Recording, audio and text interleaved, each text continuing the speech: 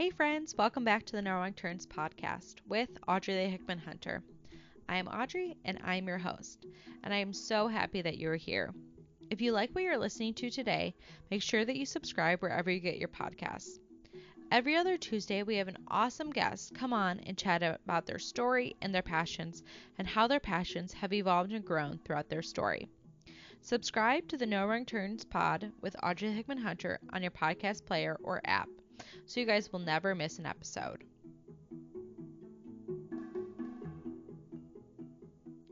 Hey friends, happy Tuesday. How was your Thanksgiving celebration? This was the most different Thanksgiving and strange Thanksgiving I have had to date. My husband and I celebrated together, and we had a Mediterranean-inspired menu that included some caprese salad, a charcuterie board, some pasta, mushroom caps, and the main event was surf and turf in the form of lobster rolls and steak. Did you all stick with the traditional spread, or did you mix it up for this Thanksgiving?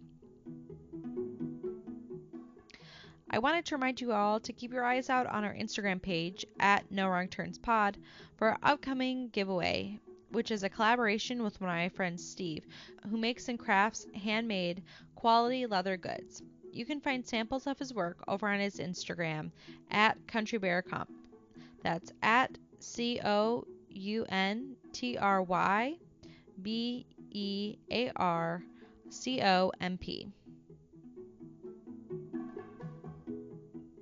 Check out the December book club selection, Me and White Supremacy, Combat Racism, Change the World, and Become a Good Ancestor by Layla F. Saad. Our next book club meeting is Tuesday, December 15th at 7:30 p.m. Chicago time. Find me on the social medias and I can give you more info on the book club. And you can also see the show notes for the book link. Listeners, welcome to our 28th episode. Today on the podcast, we have Taylor Rambo. You may have heard me mention Taylor and her new book, Reckless Grace, in previous episodes. Taylor is a wife, a mom, and from all over the state of Texas, and she loves potatoes in just about any form except for chips. When Taylor was growing up, she credits basketball as being one of the most consistent parts of her life. Stemming from this, she decided in 8th grade that she wanted to be a strength and conditioning coach, and she did not waver from this plan until after graduating from college with her degree in exercise science. Taylor chats with us about how God called her to women's ministries and what she has done since hearing the call. This also includes her self-publishing her own book. You are for sure going to want to lean in and not miss hearing Taylor's story as she highlights her passions for women's ministry, becoming an author, and her better, not perfect mindset. No matter if this is your story and you can relate to her or not, I believe that there is something in this episode for you. All right, here's my conversation with Taylor. Welcome to the No Wrong Turns podcast. Today on the podcast, we have Taylor Rambo. Yes, Rambo is the correct pronunciation of her last name. Taylor, welcome to the podcast. Thank you for having me. I'm so excited. I love that we are able to have you on the podcast, and I would love for the listeners to get to know you a little bit more. So can you tell us about who you are, where you're from, and just a little bit more so we can get to know you? Yeah, so I am first a wife and a mama. I'm also a blogger, a podcaster, an author, and I also am a youth pastor. So I do several things. I am from Texas, if people can probably hear my accent, and they're thinking she's got to be from down south somewhere. Yeah. And let's see. Oh, I love potatoes. Like, I have a potato obsession. It's almost unreal. So like potatoes, like mashed potatoes, chips, all of those things? Not so much chips. Any other form, I will take it. Like, any kind of potato, I'm all for it. I love potatoes as well. My favorite is dicing them up and putting them with like hot jardinera on like a sheet pan and putting them in the oven. It's so good. I'm a sweet potato French fry kind of girl. Sweet potatoes. It makes me, because I'm eating sweet potato French fries, like, it doesn't make me feel as guilty for actually eating them because it's kind of healthy. Right. Awesome. So you said you're from Texas. Is that where you grew up as well? Yes, I grew up from all over Texas, so I can't even really tell you a specific place where I'm from, just Texas in general. I've discovered it all. Awesome. So what big city do you live by currently? I live in Houston right now. Okay. My husband and I moved down here a few years ago. Okay, awesome. So can you tell us a little bit about what life was like for you growing up in Texas and maybe just some highlights that you had from growing up? Yeah, so first, growing up in Texas, Texas never knows what it wants to do with its weather, and that's still true today. So, but my parents divorced when I was 4, and I have two sisters who are a year and a half behind me. They're twins. But really, we kind of had a tough childhood, and in my book, I kind of tell that story and talk about that journey for me and just having to grow up in not even two different homes, but really just with parents where it kind of was just this constant push and pull and trying to figure out who I wanted to be with and that whole crazy thing with divorce. And I experienced a lot of abuse in just different forms, moved around a lot. So just kind of a lot of inconsistency. But the most consistent thing about my life is I played basketball. So I started when I was 4, and I actually played did 3 sports in middle school, high school, and was a cheerleader, which I don't tell a lot of people that. Wow. But then I also played college basketball. So the most consistent part about my childhood, I would definitely say, is basketball and just being able to use that as an outlet and to kind of inspire me for what I thought my future was going to hold. Awesome. Basketball. That sounds really fun. Did you play a certain position? Yeah, so in high school, I was actually a 4-5, so a post area forward. And then when I got to college, when I was at Louisiana Lafayette, I signed a Division I scholarship to go play college basketball. I was a 3-4, so that's a guard forward. This might be like foreign language for some people. And then I transferred. I wanted to play basketball with my sister, so I decided to ask for a release from Louisiana Lafayette and came back to Texas and went to Mary Hardin Baylor, played with my sister, and I was a 4-5 there. I also met my husband at Mary Hardin Baylor, so it was a good choice. Wow, that's awesome. So you transferred because you wanted to play with your sister and you ended up meeting your husband. Yeah, so my sister, when I originally signed my scholarship at Louisiana Lafayette, was supposed to come with me, and we wound up having Oh, some changes. And because of that, they were no longer able to come. So I transferred because to me, I'd been with my sisters my entire life. You know, we right. were the let's look out for each other, like super close kind of thing. And so I decided to transfer so that I could play with both of my sisters. One of them wound up leaving, but so yeah, I transferred to go play with her. So it was definitely worth it. Awesome. I want to dive a little bit more into that part of your story, but first I want to get there. So so you kind of said you moved all over, but basketball was super consistent for you. So besides basketball, what else were you interested in when you were in high school? Kind of like hobbies or interests that kind of held your time? I didn't have time. Oh, That's what's so crazy. So I played volleyball, went straight from volleyball, went to basketball, went straight from basketball to track. And then in the summer I played select basketball, so AAU basketball. And so I just didn't really even ever feel like I had time to breathe. So sports consumed wow. my entire life. But my mom is a coach too. And so that kind of, I kind of had to play certain sports, but I wanted to play basketball. So it literally consumed every single ounce of energy I had. Wow, that's really fun. So which sport did your mom coach? She was my basketball coach, and Oh, that's awesome. yeah, she also coached track, and Mhm. so and she was my volleyball coach at one point, but she transitioned out of that. So she was also my teacher. So Oh, I literally wow. worked for my mom. Wow, that's really fun. So, when you were in high school, you kind of through basketball, did you know you were going to use that as part of what you wanted to do in college, or were you not sure about your next step as you were thinking about ending high school? So I actually decided in 8th grade that I knew what I was going to do, and I stuck. Wow.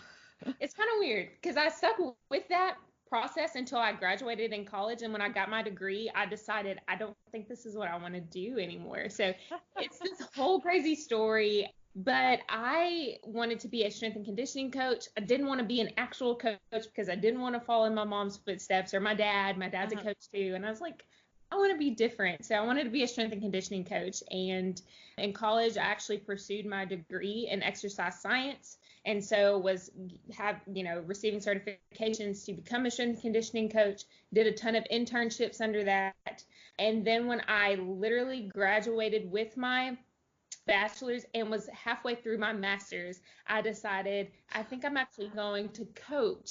And so I went into coaching and teaching, even though I told myself that I wouldn't. Wow. I know, it's a crazy story. So I actually did that for 3 years, and then I decided I think God's calling me to ministry.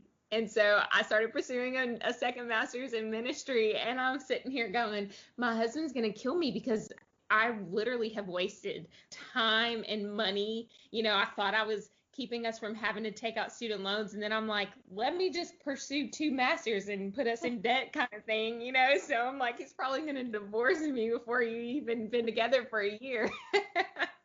So it's been a journey. It's been so crazy. And I think that I'm also a big planner, huge.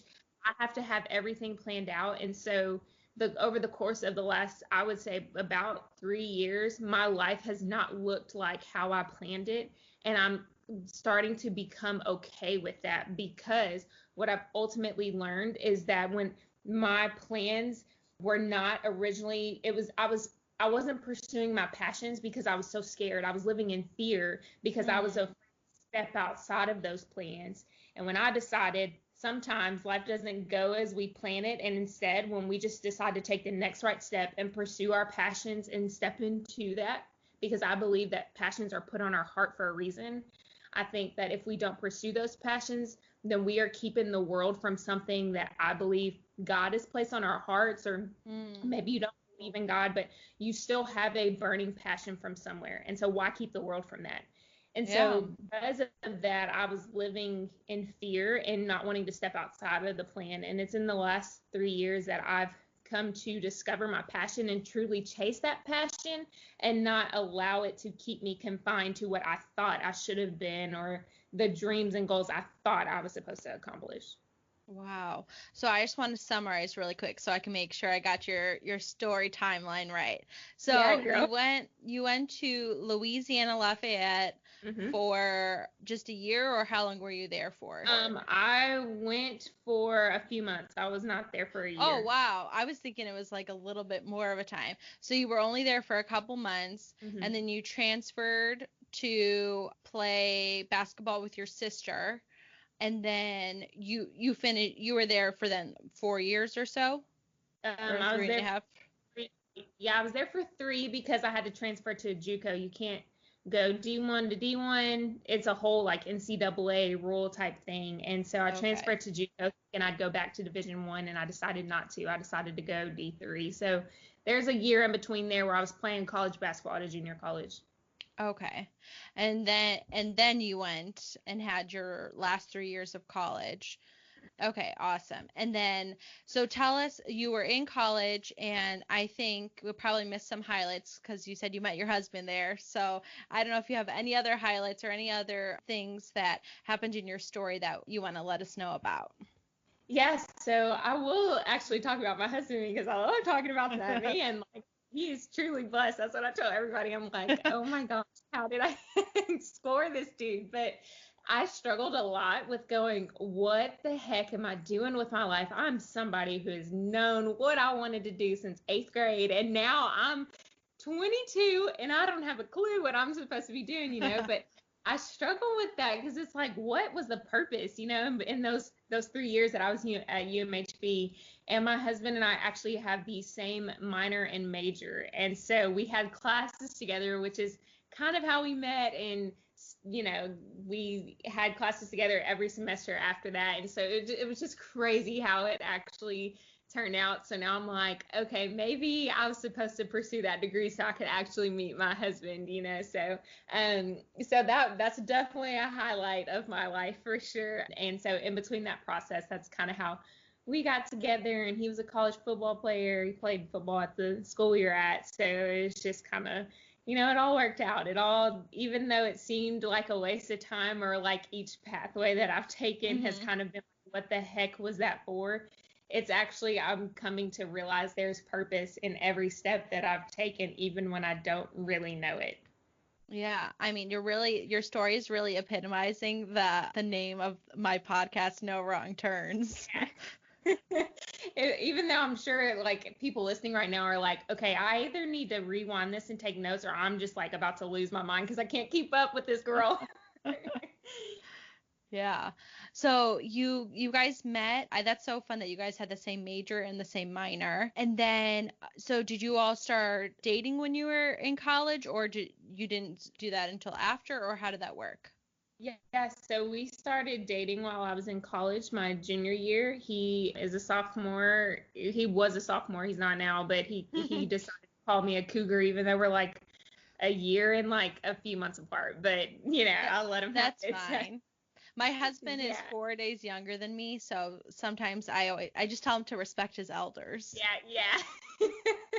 I'm gonna start using that instead of him saying like you're an old lady and you're a cougar. I'm gonna be like, respect your elders, boy. Yeah. I love it so much. Yeah, so we started dating while we were in college, and then we got married in December of 2016. So we got married shortly after both of us graduating college. Awesome. So when you were in that transition time of planning to finish up college and planning your wedding, what were some other things that were going on? Did you guys both know, or did you know what you were going to be doing for work-wise, or did you have something lined up from internships or other connections that you had from school, or from coaching connections that you had? Yes, so we were both coaches and teachers at a 6A high school in Fort Worth. I actually coached with my mom. All right, And so I got a question for you. What Mhm. does 6A mean? Because we don't have those names here. Oh, yeah. Okay, so in Texas, you have 1A through 6A, and so ultimately that's the division with the amount of kids that you have. And so Oh, 6A is the biggest school that you can get to in terms of population here in Texas. okay. Maybe Mhm. that is a thing here, but I've never heard of it. So I just need to know. Sorry. No, it's they have different names for it in different places. Like Okay. even when I was in high school, there was only 5A. So I went to a 5A that was the highest, and now they've changed it to 6A. So it's like it's constantly changing anyway, so you can't really Hmm. keep up with it. Yeah. So we were both coaching and teaching at a 6A in Fort Worth. Again, I was coaching with my mom basketball, and he was coaching football. And so fortunately through connections with my mom and Hmm. just and internships and some other people that we knew, I was a graduate assistant for a year after I graduated at UMHB, and also was a middle school and high school coach and teacher all at the same time. And so through that connection, I was able to, you know, get a job as well where we were. And then when we moved to Fort Worth, using those connections for that too. Wow, it sounds like your whole life you've had to be organized with all the stuff that you had going on to be making sure you're keeping up and having stuff in a row. That's really crazy. Yeah, I am actually I'm a big, you know, organizer. I Yeah. even my house, you know, but since having a toddler, I it's like that's all gone out of the window. I think you just kind of do that because you're like things don't matter as much as they used to. Like I have toys on my living room floor right now, and we're in a day that would have like irritated me. I'm like, oh, she'll play with them tomorrow. They can stay out. So yeah, I'm trying to move out of this transition of constantly being busy, and it's hard to balance at times because when you're just one person on a team. So Hmm. right now it's just me, and I'm trying to chase my passions and my dreams and do those things within the budget that I have. it's hard to balance between being a mom and a wife and not being super busy, but also pursuing the things that I have felt called to. And so I've really had to try to figure that out in the last few months and just reprioritize, because my entire life it has felt like I'm constantly just going, going, going. I'm always doing something. Even when I was coaching and teaching, and at that 6A, I was in 3 sports and I was pursuing a second master's degree. So it was just like, what is it all for? Like, I had to take a step back and go, what's the end goal here? Is it to have an excuse to, at the end of the day, get a card to say, oh yeah, you can feel exhausted and have an excuse for it? Because it was almost like I was trying, when I would feel so tired, I was trying to strive for that in order to feel accomplished or worthy. And I've just gotten to this place where it's like, it's not about that. Like, my priority right now is my daughter and my husband, and everything else, falls behind that, and my faith, and putting that first. And so just trying to come to this place of going, okay, you don't always have to be busy. So I'm definitely working on that. That's still something I've not mastered, but I'm working on it and trying to figure out how to balance all of that. So Yeah. That's awesome. I think that being busy is something that sometimes we can get so used to having, like, this is our normal pace that we're going at, but especially with the pandemic and just having to stay home and shift everything, it's really kind of just altered everyone's schedules and realities to have a new normal. And sometimes maybe that does create more busyness, especially because you have a toddler, but it just kind of rearranges everything, I'm sure. yeah, the pandemic is so sad because of the people it's affected. Like, I've even had family members who were greatly affected by the disease itself, but I have been able to find the blessings in it, and being at home. And my husband is a Texas high school football coach, and they just are always busy, and he's been home, and it's a blessing in disguise because we wouldn't see him right now. And Mm-hmm. so just those things, it's really taught me to be more intentional with my time, as well as to reprioritize what it is I felt like was important to me, and to now take a second to go, maybe that's not something I have to do right now. And so it's definitely been a blessing in disguise. I just want to take a quick moment to kind of maybe catch the listeners up and just get some clarifying for myself. So, you guys were in Fort Worth and you guys both had your coaching jobs, and now you guys are in Houston. So, Mhm. can you just make the link for me? I don't know if you said it and I missed it, but of how you got there. And yeah, I don't know if I missed it. No, yeah, it's fine. I honestly, since even before we both met, but when we were just dating, we decided ultimately the Houston area is where we wanted to end up, just in thinking about our kids and where we wanted to raise them, and schools we would want them to go to, and just kind of an area where we felt like we could make home.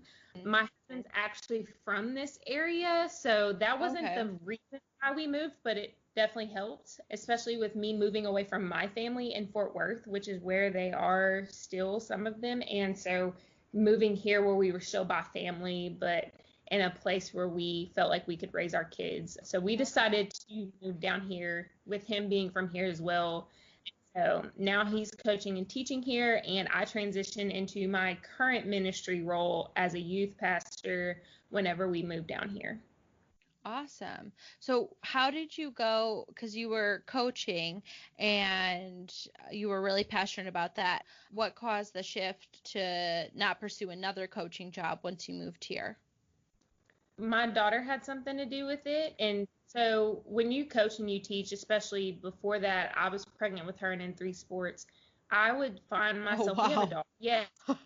So I have a dog, and I would find myself, we would be gone for 18 hours a day, both of us, because we were both in sports and, teaching and coaching. It was crazy. And Hmm. I started to ask myself, is this the life that I want for my kids? Do I not want to see her when she wakes up and I'm already gone, and then by the time I get home, she's asleep? Do I want someone else stepping into that role, a role that I felt like God was calling me to be her Hmm. mother? And circumstances are different for different people. Like my mom was a single mom and she had to make ends meet. And so she didn't have a choice but to go and pursue a career that would help her, support the three of us, our three Yeah. daughters. But for me, my husband and I were looking at it from a financial standpoint and saying, is this a move that I can make? Because I was taking a big financial, cut Mhm. from moving careers. And I just decided I didn't want someone else to water my garden. I mean that in my daughter. I feel That's like so my daughter good. is my responsibility. And I felt like if my husband, wanted to continue to pursue coaching and teaching, that was fine. But I had already felt like God was putting on my heart for me to pursue ministry anyway. And it was just more clarifying when I got pregnant with her. And I decided I want to be the one that's telling, investing in her and being around her. Am I around her every single day? No. She still Mhm. goes to hang out with her friends during the day with daycare and stuff like that. But Mhm. I can be at home more than I would have been coaching and teaching. So being pregnant with her and having her kind of solidified that. This week, our sponsor spot is a future guest of the podcast, Marla Taviano. In her book, What Makes You Fart? A highly scientific formula for discovering the life you were meant to live. This book is a clever, humorous, and insightful read that is only partly about farts. Partly. I think that the No Wrong Turns pod listeners will be interested in this book because this book works through the idea of what it looks like to pursue your dreams and pursue your passions. Marla talks about the idea of fear and encourages us readers to push past fear in order to work towards your passions. We will link Marla's book in the show notes. Thank you so much for sponsoring the pod this week, Marla. All right, back to Taylor's story. Awesome. Thank you for making those clarifications for me. I just wanted to link all the parts in your story. Yeah, Awesome. I know it's a lot of pieces to move around. So I think she's super cute. I saw some pictures of her on your Instagram. Thank you. Uh, is she like a year and a half old, or how old is she? Yeah, so she'll be 2 in July, Oh, fun. What day in July? July 25th. Oh, fun. That was my grandma's birthday. Oh, that is awesome. Yeah, she's a little firecracker. That girl, she definitely knows what she wants, and she acts like she is 30. The way that she, trots around, telling people what she needs and what she. I'm like, girlfriend, I need you to calm down. That's so funny. Awesome. So I know that you have published a book, so I'm really interested, and you self-published it, which I think probably I don't know anything about, but I just assume that would be very challenging. So can you tell us a little bit about, first of all, what your book is about, and just a bit about your kind of journey with wanting to write a book and why you wanted to do that? Yes, so in the transition of being a youth pastor, I have felt as though my heart is still in ministry, but a different form. So I really Mhm. feel like my call is to women's ministry and not necessarily in the walls of the church, but just using my passions and my platform to push people and encourage women specifically in that. And so I, for several years, have been thinking I want to write a book. I had several manuscripts that I deleted because I was like, people don't want to hear from me. They don't care.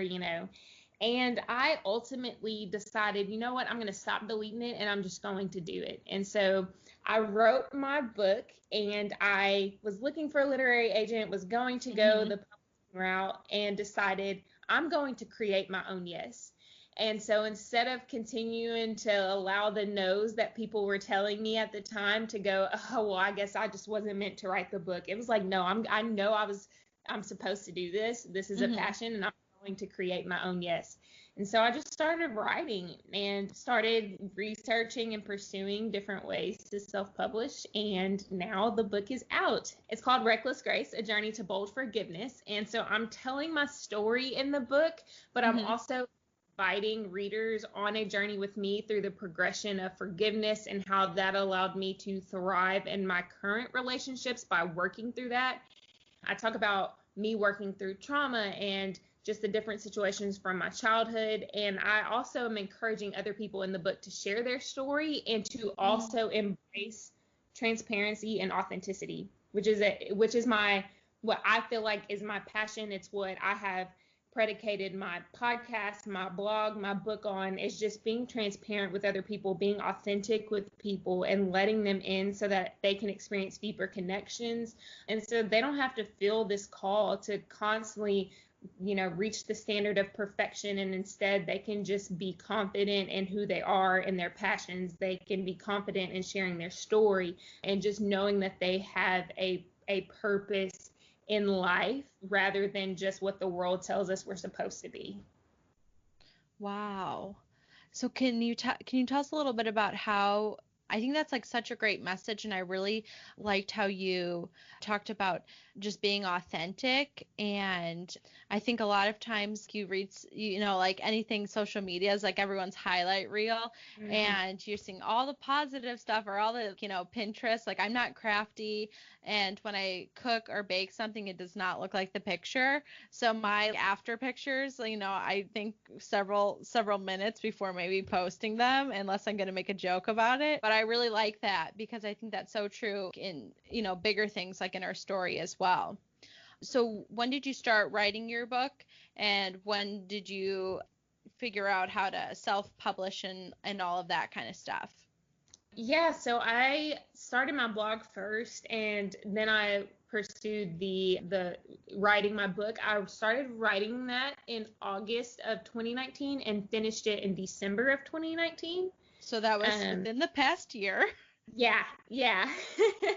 And then I, decided, like I said, I waited a few months and decided I'm just going to go the self-publishing route. And so I published it on Amazon, and it's going to be on iBooks, and it's available in Barnes and Noble and different things like that. Wow. So That's big. Yeah, so I just pursued that route, and that book came out. My book came out May 18th, and so I didn't do it all by myself. I had an editor, and I had someone design the book cover for me and things like that. But like I said, I just decided I'm not going to let other people's no's hold me back from what I felt like I was called to. And so I finished the book in terms of the original manuscript. It took a lot more work after that, so I don't want people listening to go, oh, it only took like 4 months. It's like, no, it took a little bit longer, but gist of it took about 4 months.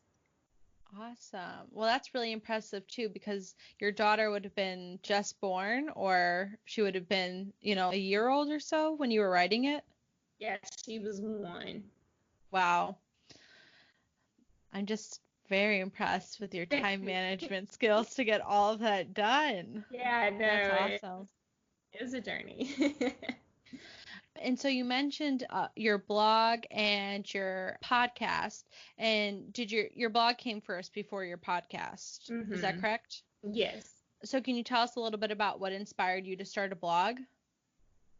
Yeah, so it actually started, I just had my daughter. She was a newborn, and I found myself constantly I was exhausted all of the time, and just not just because I had a newborn though, the normal. It was also because I was constantly worrying myself with the things of this whole idea of perfection, like, oh, I have to have dinner ready on time, and I have to make sure that she's eating healthy, and I have to make sure that she's in bed on time, and all the clothes have to be washed, and everything has to be picked up from the floor, and like constant stuff that nobody even really cares about because it's just me walking in my house and my husband, Yeah. And I was crying, exhausted from, trying to help and raise her because he was in football season. It was just this whole thing. And I finally got to the point I was like, who am I doing this for? Like, what is my purpose? Why am I trying to live up to perfection?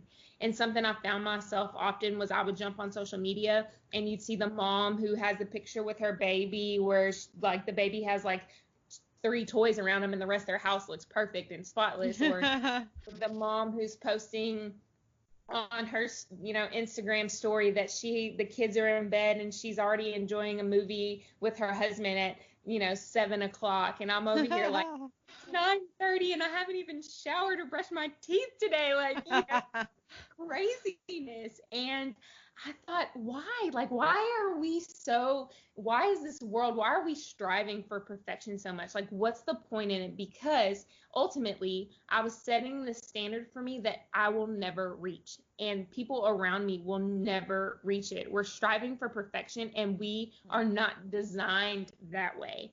And so I just wanted to start encouraging people instead of posting my highlight reel and instead of saying I've got it together. I wanted people to know, like, you know what? My daughter might have had her bath on time, but she ate Chick-fil-A today. I didn't make a homemade meal. Or, my house might look clean, but I have 4 baskets in my closet hiding and my bed's not made.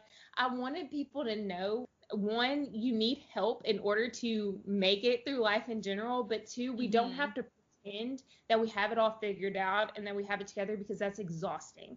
And so, and even our thoughts, the purpose of me starting the blog was to share authentic thoughts that I was having and things I might have been struggling with. The very things that people say, oh, I can't tell anybody about this because I don't want them to judge me or feel, I don't want to feel like I'm doing it all wrong. And it's like, people need to hear that. And especially from where my heart, I feel like, is being called, is women need to hear, hey, I don't have life figured out just like you don't, and that's okay, because we're going to help each other. We're going to do this together. I want to connect with you. I want you to know that you're not by yourself. And so that was the goal in my blog, is just to encourage people who are reading it to go, oh man, I so resonate with that. And oh my goodness, I'm so glad that I don't have to reach perfection, or that I can ask for help and that it's actually okay.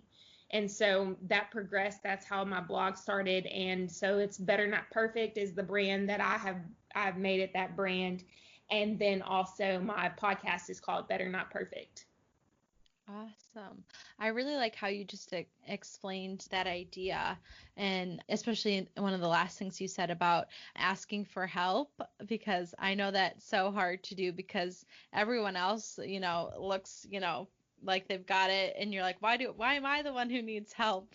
But asking for help can be so helpful. Yeah. And just being able to show people that you can't do it all by yourself, I think is so good, because I think that's really the truth. If anybody can do it all by themselves, props to you. Please, let me know some tips, but I don't think I can.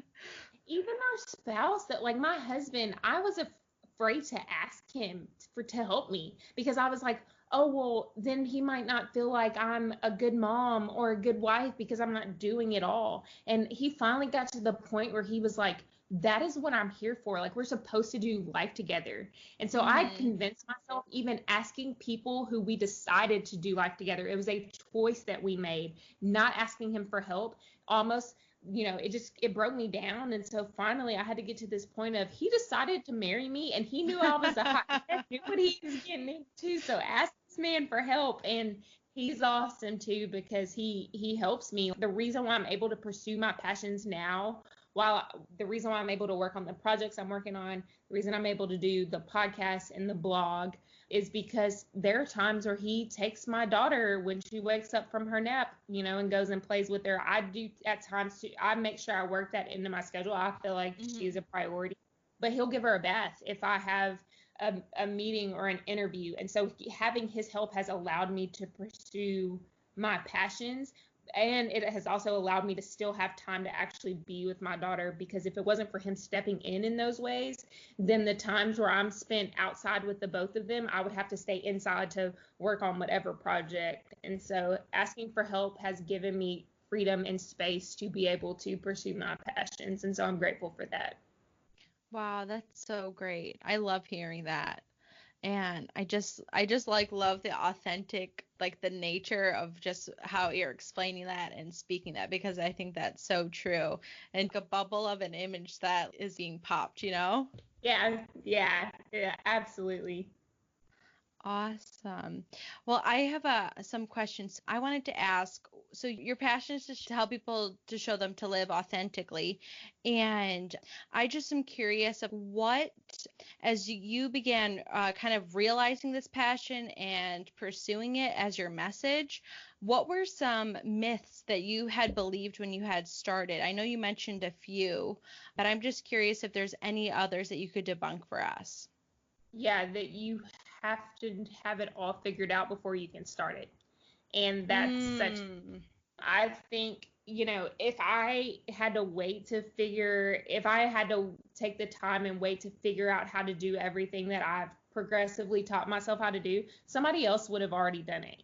Like Yeah. somebody else would have jumped in and might have had the same idea. Who knows? It's like, I don't feel like I feel like we have to discern when in our lives we're able to, pursue these passions. I couldn't have pursued this when my daughter was first born, so I had to wait. I had to discern between and have some wisdom in when to start it. But Mhm. I did the standard of I have to have it all figured out. Did not, it is such a myth. And I say that when I first started my blog, it was named something completely different. The brand and color palette was completely different. The logo was terrible.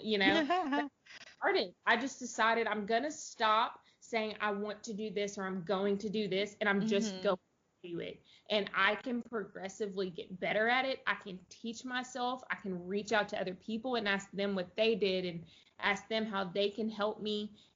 But the goal right now is just to start it. And so I didn't have it all figured out. I'm still learning, but I think that's the beauty in it too, is to not only pursue and start something that you're passionate about, but to have a willingness to understand can always be a learner. And so I need Mhm. to get to this place where I'm like, oh, I've got it all figured out, so I'm good. Ultimately, we're not going to get there. It's us desiring to be constant learners, but to pursue the things that we have felt called to in that I think makes what we do and who we are and what we're pursuing authentic. I think it shows people that they can and allows people to connect with us, because I believe that by me saying I'm just going to start, it could show someone else to say, all you have to do is start too. You don't have to have it all figured out. And that's more Mhm. than me, somebody coming to my website and the first day that I've created it and I've got it all perfect and it looks amazing. Like, nobody can, I mean, I'm sure some people can relate to that, but more people can relate to me going, yeah, I started it. It wasn't exactly how I thought it was going to be. So I renamed it, rebranded it, and now we're here. I think Yeah. people connect with that. And I think when we were brave enough and courageous enough to step out and just start it, I think that's how we connect with people. I think that's how we can inspire other people around us who are trying to pursue some of the same things, or maybe it's something different, but they're just scared to step out because they feel like they don't have it all figured out. But you don't have to. I think that's so good. And the way you're describing it, I keep mentioning this here and there as guests are sharing on the podcast of this lesson that I've been hearing, God's been reminding me of for like probably 2 years now, is like little by little can make big changes. And just the little that you're entrusted with, like you're saying, just the little start that you're going to do little by little, that's going to lead to the bigger things. You're not going to start off with your big, great website that's perfect with your perfect logo and all of that. But little by little, having those little things and then you being able to refine that, you're doing that little by little and look where you are now. Yeah. And I don't think I think another myth that people kind of live by is like change is not necessarily a good thing. And it's like, no, the world constantly changes. And so we need to be willing to change with it. And when Mhm. we do we grow personally, we can grow our business, we can grow our passions, we can grow our dreams when we just say, I'm going to still keep our core mission, the core why, the why behind it has not changed. I've still better not perfect was the theme of my blog from the beginning. So I haven't changed my why, I haven't changed my mission, Mhm. but I have changed, like I said, the website and different things changed a little bit with the world. And I think that there is something positive in that, as Mhm. long as we remind ourselves of the why and the mission behind it. I don't think that's something that necessarily has to change, but I think when we're willing to change with the things that are happening around us, it helps us grow. hmm I think that's really good. It just sounds like you're just saying refining. The message was always there and what you had on your heart was always there, but just how you presented that and how it maybe looked like aesthetically or something has been changed and transformed, but it's the same message that you had from the beginning. Yep, exactly. That's so good. All right, I want to shift over and ask a couple of questions about guidance. So if somebody's here and they're listening and they're like, wow, this message is really clicking with me, and I just really love this idea of being authentic and just being better and not perfect. What would be, and they're just kind of wanting to take, the next step of looking into exploring that and how that would be for themselves. What would you say could be that person's next step? Create your own yes and say yes to the next right step. Something else that I definitely feel like helped me was having an accountability partner, not telling the world what I wanted to do next, just telling one person who could hold me accountable and say, no, you told me that you were going to create your next yes. And in the way that you do that is you told me you were going to make this your next step. And so somebody who can encourage you, hold you accountable in that to say, I believe in you. This is what you said. I'm going to hold you to it and I'm going to push you there. And so I would say create your own yes, say yes to the next right step, and just have one accountability partner who believes in you, who believes in what you're trying to do, and who can hold you accountable in that and push you towards your dreams. I think that's really good, having somebody keep you accountable. Where would you say would you say for you or for other people, that's good being like a friend or a spouse or a family member? Or what kind of guidance would you give to that kind of specific accountability person?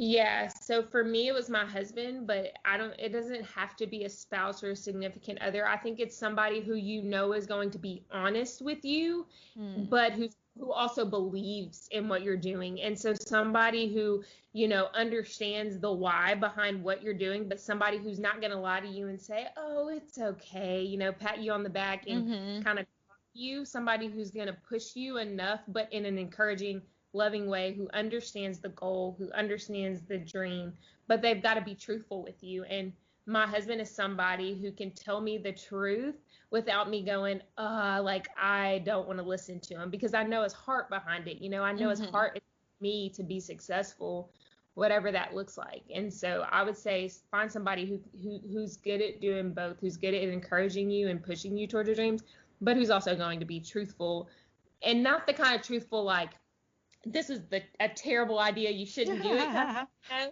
the kind of truthful that is saying like, hey, this again, holding you accountable and saying, you told me you were going to do this, I'm going to push you that way, and right now you are not taking the next step toward your dream, and so I'm going to help you get there, kind of truth, in an encouraging Yeah. way. So I would say that's who you need to look for, whoever that is for you. I think that's really good. Did you have anything when you were kind of starting out on this journey, or kind of just this big life lesson being revealed to you? Did you have any kind of advice that maybe wish you had been told, or maybe advice like encouragement that you did hear but maybe just wasn't quite loud enough, or just something that helped, that you were like, wow, this was really true in my journey and this was really encouraging for me as I was walking through this? I just found people who did it before me. And I think that's kind of scary for some people, because it's like, oh, well, they're already doing it, so I can't enter into that space. And that's not true either, because we all have different paths. We have different ways that we have become successful at whatever it is we're doing. We all hmm have, our passions may be similar, but the way that we have approached it is different. Our stories are different. The expertise we can bring to it is different. And so it wasn't scary for me. It was more so going, okay, they're a step ahead of me. How did they get there? What did they do that made them successful? And how can I apply what I feel like I can bring to the world in the similar ways that they did? Not where I was trying to copy what they were doing, but I would take it from multiple women and who were successful or started a podcast or a blog, and just kind hmm of what they were doing that made them successful because they did something right, you know? Yeah. And so just to pull from that and just see where I fit into that space, knowing there was a space for me. There's a space for people who want to pursue their passions and their dreams. There's a space for you, but just trying to figure out where in that space you start and how you can be successful and continue to build on that. And so I would say find people within your niche who have done it, who are doing it, and don't be afraid to reach out to them and say, hey, can you help me with this? Or hey, can you tell me how this works for you? I think when we can rely and connect with other people, I think that also allows us to grow and get better at whatever it is we're pursuing. I think that's so good. I love that idea of just looking up to other people who are doing what you want to do and kind of seeing their trajectory of how they got there and reaching out and asking for help. Again, like we had said earlier, that same idea. Mm-hmm. So, besides that idea, did you have any other resources that you could recommend? Yeah, I would just find whoever's in your niche and see what resources they have because a lot of people are putting that out. For example, I provide free resources. I'm also working on a project right now where people can actually get more of a mentorship, accountability type thing from me. I'm working on a project where I am providing them with things that I did exact step by steps on how to get to wherever it is they want to be in their passion. So I would say find someone in your niche because typically they've put those resources out. You can find a lot of free resources. You can find people who are doing coaching and can help you through that. And so I would just look for those resources because it's going to look different, for somebody who might be want to start a podcast is going to look different than somebody who, wants to go and start their own engineering business, like, whatever that looks like, so many various Yeah. things that are pursuing. And so just find someone who's done it before, see what resources they have. And if they don't have any, then that's when you go, hey, can you help me? Like email them and say, I've looked all over the place and I couldn't find exactly what it is, I need help with in this specific area. And don't be afraid to reach out and ask them questions because people who are doing something the goal to help other people will have a willingness to say, let me get back to you, or yeah, here's something that helped me, here's some advice I have for you. And so if their mission is to help other people, they're likely going to have someone respond for them or they're going to do it, and so don't be afraid to reach out to those people.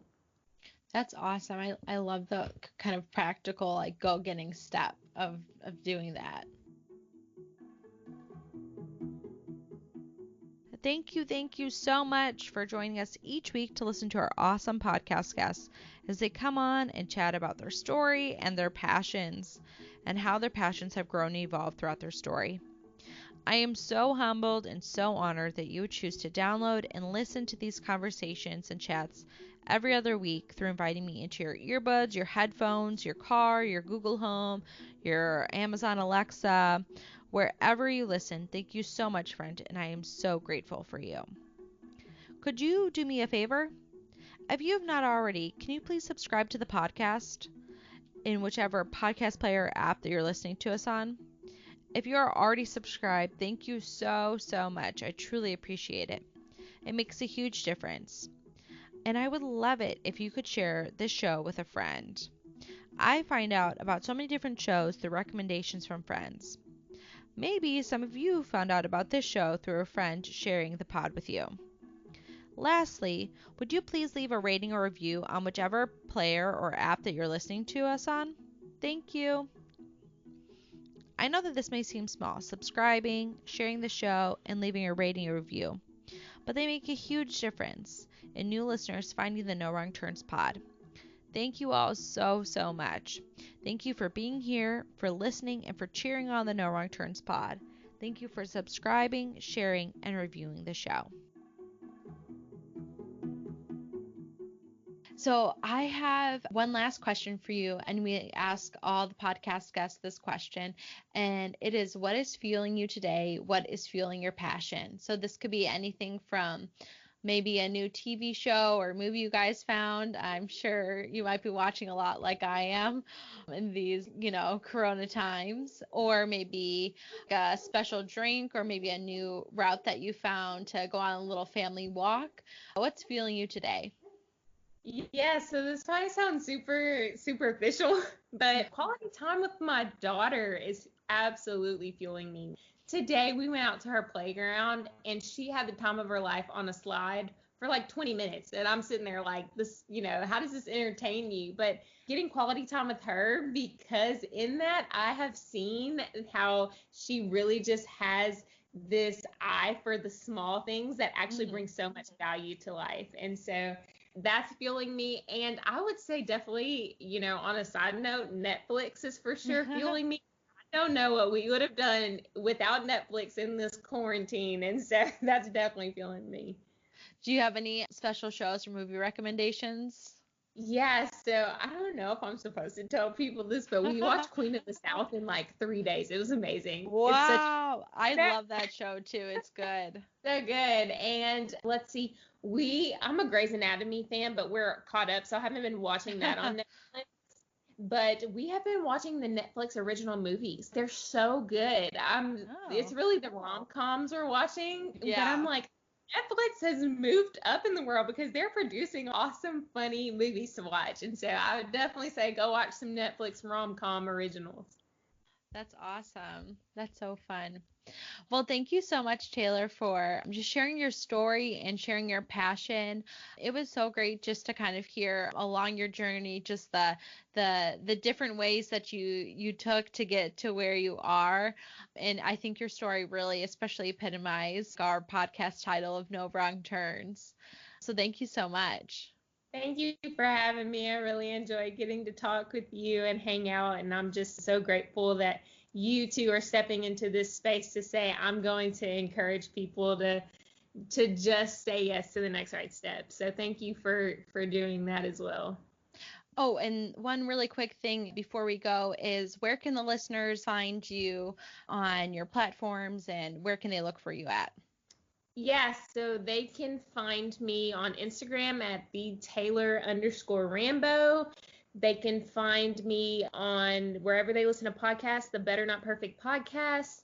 They can also go to our Facebook group, which is Better Not Perfect, the podcast. And then my blog is tayrambo.com. And so they can find my blog on there.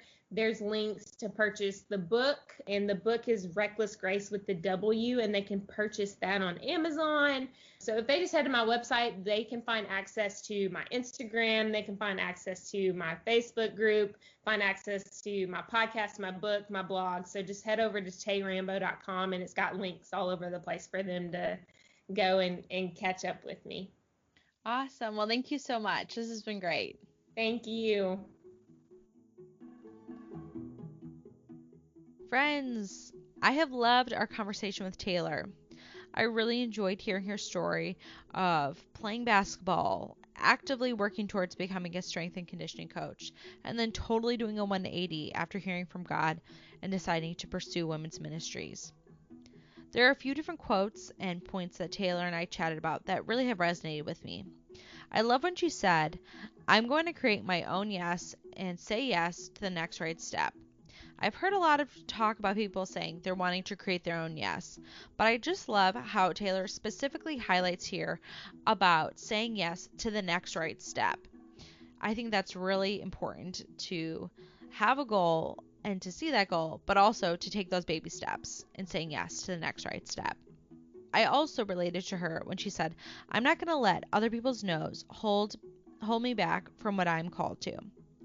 I think that for me, I can see on all my social media feeds, the news, etc., that people are already doing what I'm interested in. Oftentimes, this makes me feel like, why should I even bother? The world is telling me that they've already got it. It kind of feels like a self-imposed no from them being the world. With starting this podcast, I definitely feel a bit of the worldly no or a why bother. But I love how Taylor encouraged me and us listeners not to let other people's no's keep you from doing what you were created and called to do. I hope that we were all encouraged today through Taylor's story and her passions. My prayer is that you would consider what God has for you and what He might be leading you to. Our episode was edited this week by Sophia Bote, and you can see our show notes for our music credits. Alright guys, enjoy your week. If you enjoyed this episode, please share it with a friend. I would love that. And I will see you back here next time. Hey friends, you have just listened to the No Wrong Turns pod with Audrey Hickman Hunter. I'm Audrey, and I'm your host, and I am so glad that you're here. If you liked what you're listening to today, make sure that you subscribe wherever you get your podcasts. We are bringing new shows every other Tuesday, and we always have on awesome guests to chat about their story and their passions. Subscribe today to the No Wrong Turns pod with Audrey Hickman Hunter on your podcast player so that you will all never miss an episode.